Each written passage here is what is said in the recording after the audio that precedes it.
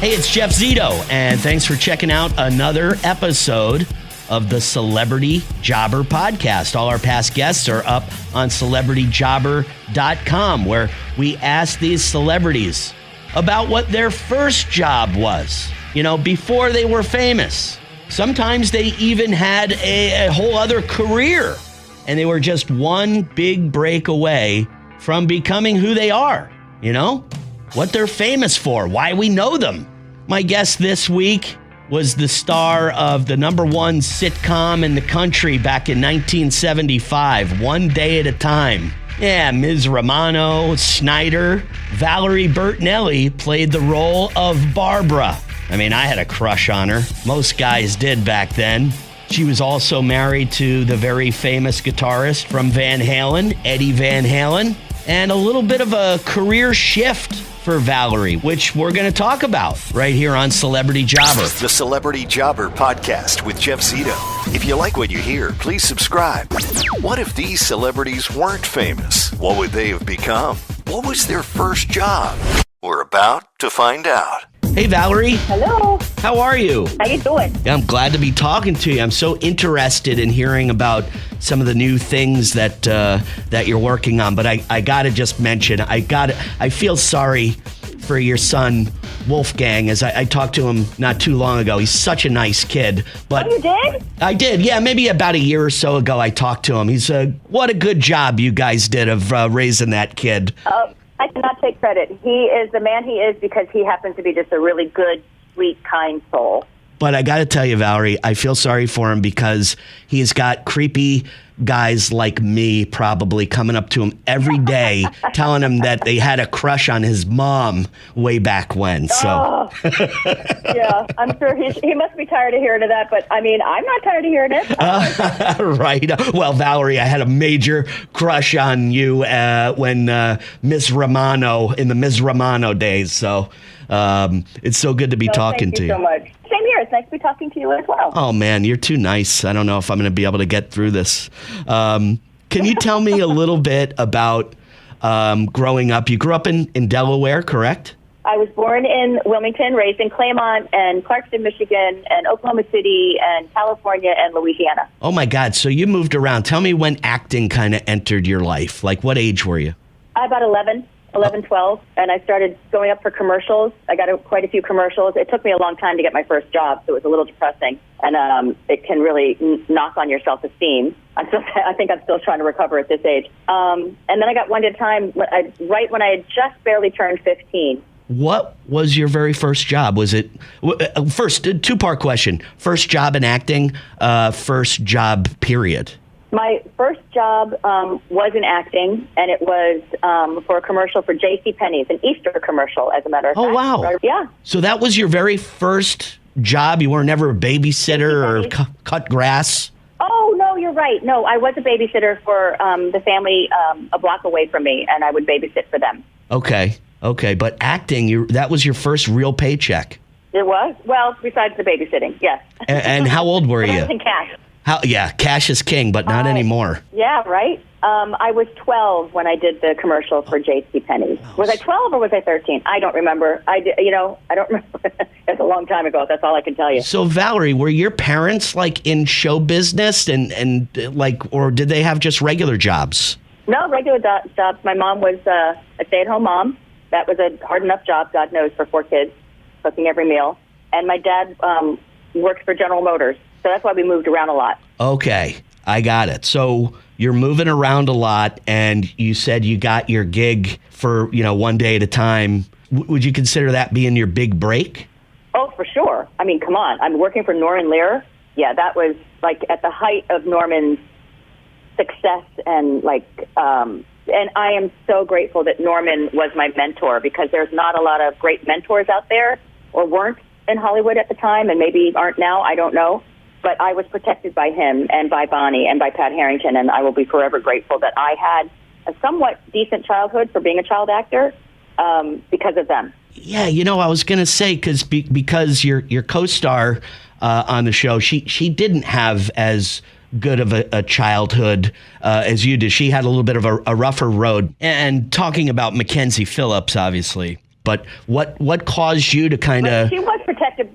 She was protected by Norman as well, but the experiences that she had before then and with her family kind of made Mac had to work harder to become the human being she is today. And today she's just an absolutely magical, sweet, kind woman. I still talk to her, and I love her dearly. So you think they kept an eye on you, though, as far as they forbade you to sway and get in any kind of trouble?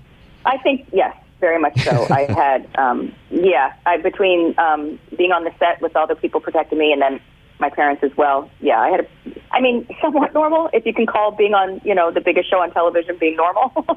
Right. I find it so interesting, Valerie, that you're a successful actress and, it's years down the road, but still there's like a shift in your, career, and you start entering the world of cooking. And tell me about your love of cooking and how you kind of shifted gears in your career, because it's kind of hard to be successful at two different things, don't you think? Absolutely, but I'm incredibly lucky. But I've always loved cooking. It's always been a big part of my life from a very young age. I never really thought that I was good enough to write a cookbook, but I kind of got over that. And I feel like my third cookbook now, Indulge, it benefits from everything that I've learned in, all these decades. And that's why I'm so happy to share it with everybody. I didn't purposely take this. Like the roads that I get to walk on, they kind of disappear before me, and I don't realize they're going to be as important as they are, and then they become being an important part of my life. So I'm just taking a chance and just trying to be as authentic and live my life in the best way that I can. And I'm incredibly grateful for the chances that I get to do things that I love. And Valerie, did you go to college at all? I went to the college of one day at a time. Oh, okay. Yeah. That's probably, you probably learned more on the set there than you would. I did learn a lot. Can you tell me how schooling was for you, being a minor, and how difficult that was, keeping up with school while you were acting? They have it set up in a way that you have 3 hours of school in the 8 hours, and you get to work the other. So they just know that they have to set it up around us and our schedule, and it works out pretty well. And Gladys Hirsch, who was our teacher all that time, she was an amazing teacher, and I will again be forever grateful for her. Can you tell me a little bit about what life was like? It seemed like you had a very close relationship with your husband or ex-husband, Eddie Van Halen. Can you tell me about how life was like when you and him both at the same kind of time were both excelling in your careers? Was it a hectic life? Yes, it was a very hectic life for two very young people.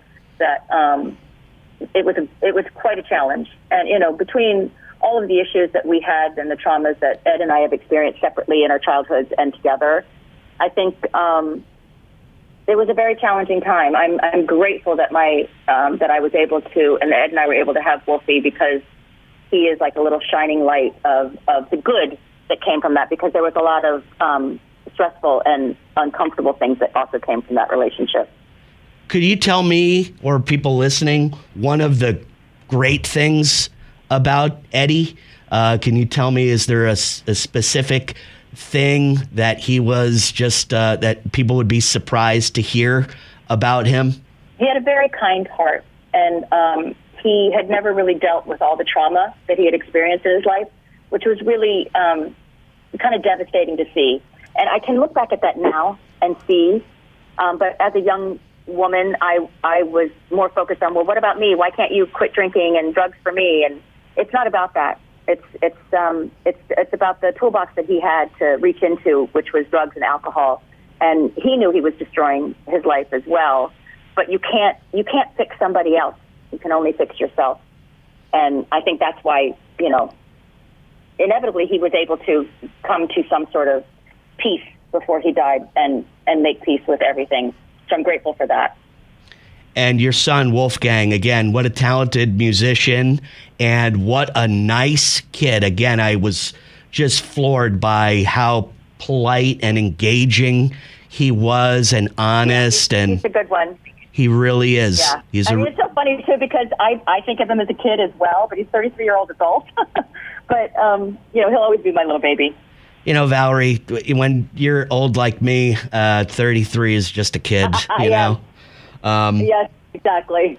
I'm so excited to pick up this cookbook because one of the biggest things in my life, my wife will always be like, what do you want for dinner? I've got no idea. And it's just maybe sometimes a little sauce or a little this or a little that completely can change what you're going to eat for dinner or something basic. For sure. Yeah. There's all kinds of tips and tricks and things you can do to, tickle your taste buds. And it's called Indulge, Delicious and Decadent Dishes to Enjoy and Share, coming out soon. Valerie Bertinelli, thank you so much. It was a real pleasure talking to you. Thanks for putting up with my stammering, but got through it. So. Oh, no. Thank you so much for your time. I appreciate it. Have a great day. You too. So she did some unpacking there, didn't she, between her relationship with Eddie Van Halen. She was young at the time. He was young at the time. He had a, rock and roll lifestyle, substance abuse. She was not in that world, even though she was a child actor. And you hear the horror stories about child actors. It was her family and her castmates that kept her kind of on the straight and narrow. Her mentor, Norman Lear, very famous sitcom producer at that time in the mid-70s, kept Valerie on track. Valerie's family, not in show business. They were quote-unquote regular people. She said her mom was a stay-at-home mom, and that kept her pretty busy with 4 kids. And her dad worked for GM, which caused a family to move around a little bit. Never went to college. She said her schooling was on the set of One Day at a Time, which so happened to be also her big break, playing the role of Barbara. Pretty sure every guy back then had a crush on her. I found it really interesting how someone so successful in one career can shift and be successful in another career, like Valerie and her cooking career. She's got cooking shows. She wrote a bunch of cookbooks, and she said she just kind of stumbled into it, which I'm sure is kind of easy when you are Valerie Bertinelli. Now, her first job, even though she said it was probably babysitting the neighbor down the street's kid, her first job was acting. She was in a commercial for J.C. Penney's when she was about 12 or 13 years old. So her first job was actually in show business, which I thought was pretty cool.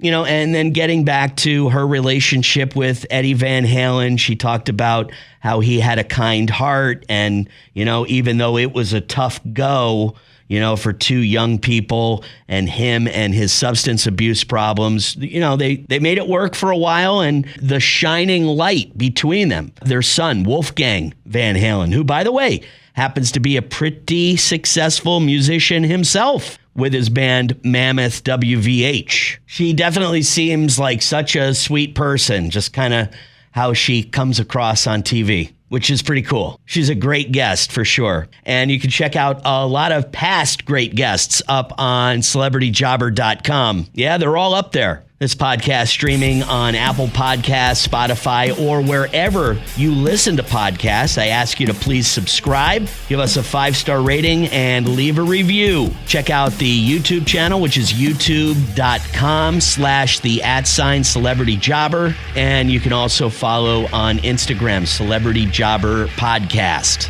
So that's another one in the books for this week. We're actually closing in on episode 100, a milestone for the Celebrity Jobber Podcast, if you will. Thank you so much for listening. Until next week, I'm Jeff Zito.